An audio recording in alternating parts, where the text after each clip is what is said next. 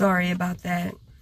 Trying to hang up the call, I accidentally stopped the recording. One thing that my childhood experiences did was it somehow made me associate being relevant, being accepted with sex or sexual acts. Not the act of sex at this time, but inappropriate behavior. The inability or disability to say no, to make clear boundaries.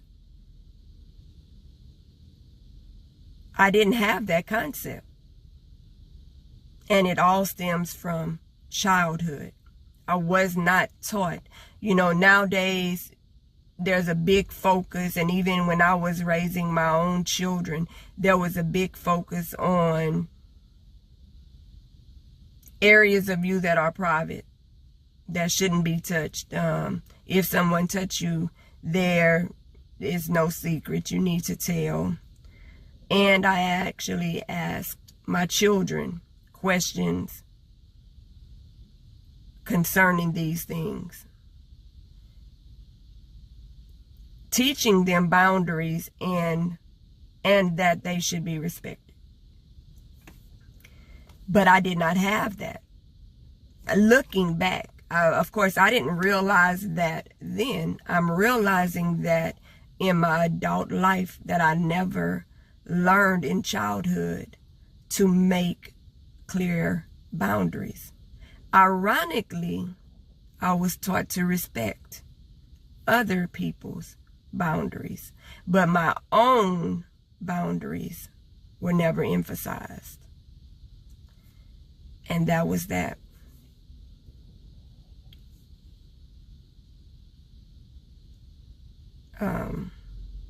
Looking back, I feel violated. I don't remember how I felt then. I know that I felt it was a secret because I never spoke about it. I never told a soul, never told anybody about it. And I don't recall how that made me feel in that moment. But looking back, I feel violated and exposed, unprotected.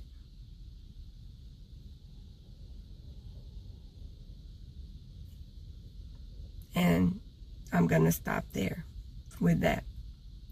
Lesson: protect your children around other children.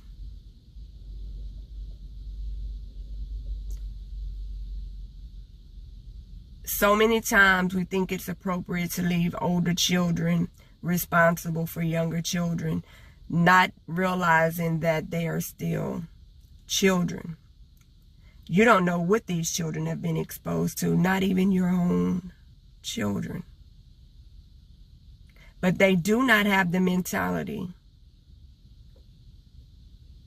that it takes. Even in adulthood, in parenthood, we make mistakes. But we leave our children in the care of other children. Just be mindful. I'm not saying it happens in every situation.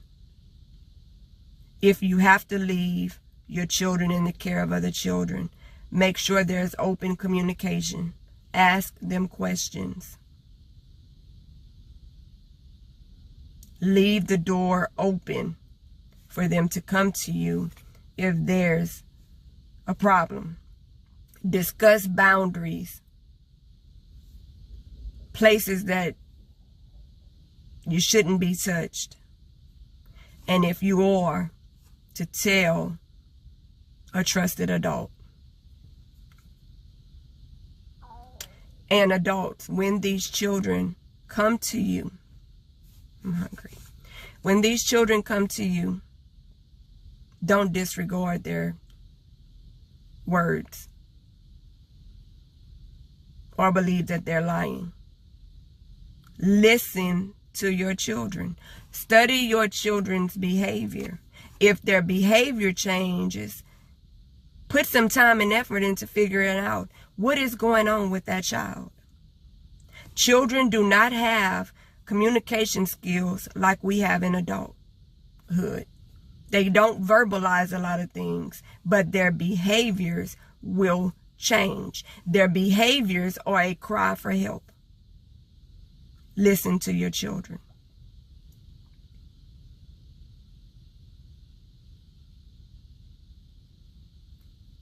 I look back at my life and I see that the enemy sent so many things meant for evil to destroy me. And I look back and I can see how the Most High, that wasn't his will for my life, but he would use that for a bigger picture.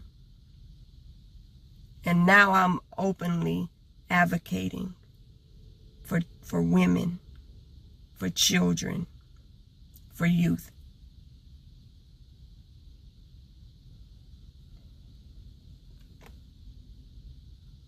What we go through in life is sometimes never for us. It's for us to gain the experience to help someone else out.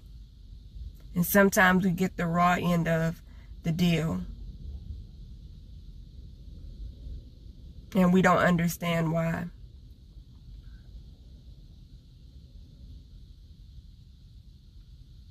All of it connects to sin. The evil in our world because of sin. It goes back to the garden where the Most High warned his son Adam and his daughter Eve not to eat of the tree of the knowledge of good and evil. Listen to what I'm saying. They ate of the tree of the knowledge of good and evil.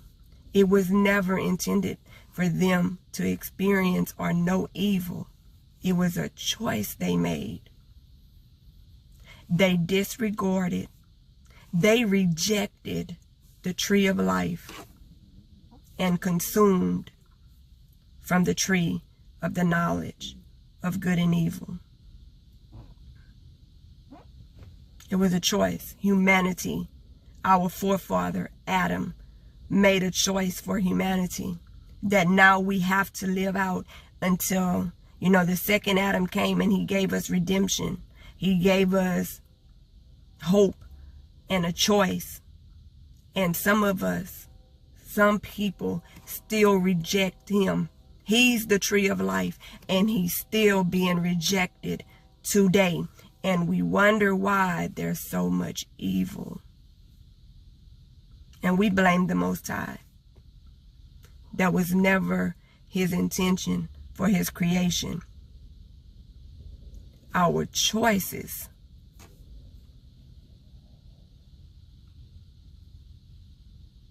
as humanity led us down this road we're traveling. And we all believers live with the hope that the Messiah is coming back again and he's going to make it right. And those things that we once saw in part, we're going to see fully. And that which was temporary will be replaced with that which is permanent.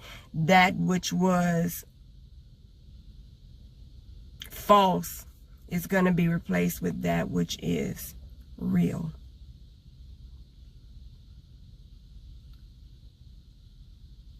It's not easy going back to those places. But if we don't expose light to the areas of our heart where the enemy sowed corruptible seeds, and allow the Most High to uproot them and sow seeds of his love within us, that darkness is going to eat us alive. And I refused I made my choice that I'm going to heal, and I'm going to expose the light on every area of darkness that the enemy sent within my array, in my vision, to destroy me. I'm going to expose it to love and light. I hope you have learned something valuable.